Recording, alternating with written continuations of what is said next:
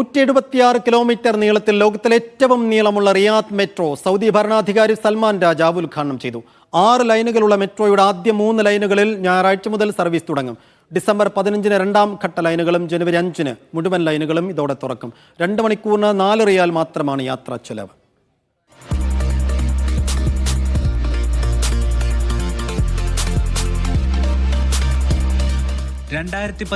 അബ്ദുള്ള രാജാവിന്റെ ഭരണകാലത്ത് പ്രഖ്യാപിച്ച പദ്ധതിയാണ് റിയാദ് മെട്രോ.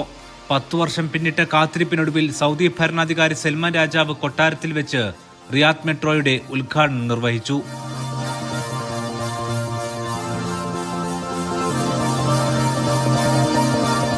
മെട്രോയുടെ പ്രാഥമിക വിവരങ്ങൾ ഇങ്ങനെയാണ്.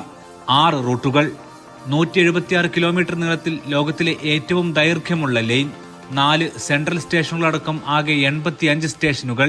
ഇവയെ പരസ്പരം ബന്ധിപ്പിച്ച് 1000-ഓളം ബസ്സുകൾ സർവീസ് നടത്തുന്ന റിയാദ് ബസ് സർവീസുമുണ്ട്. റിയാദ് ബസ് സർവീസിന് ഉപയോഗിക്കുന്ന ദർബ് ആപ്പ് തന്നെയായിരിക്കും മെട്രോക്കും ഉപയോഗിക്കുക. 4 മണിക്കൂറിന് 4 റിയാലാണ് യാത്രാ ചാർജ്. 3 ദിവസം, ആഴ്ച, മാസം എന്നിങ്ങനെ വ്യത്യസ്ത പാക്കേജുകൾ ഇവയിൽ ലഭ്യമാണ്. Blue, red, yellow, green, purple എന്നീ 6 നിറങ്ങളാണ് റെയിൽപാതക്കും ട്രെയിനുകൾക്കും നൽകിയിട്ടുള്ളത്.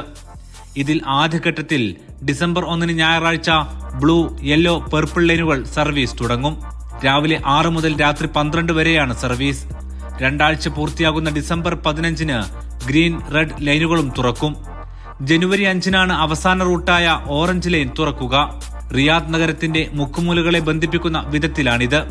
ഏഷ്യയിലെ ഏറ്റവും തിരക്കുള്ള അറബ് നഗരങ്ങളിൽ മുന്നിലുള്ള റിയാദിന് മെട്രോ ആശ്വാസം നൽകുമെന്നാണ് കരുതുന്നത്.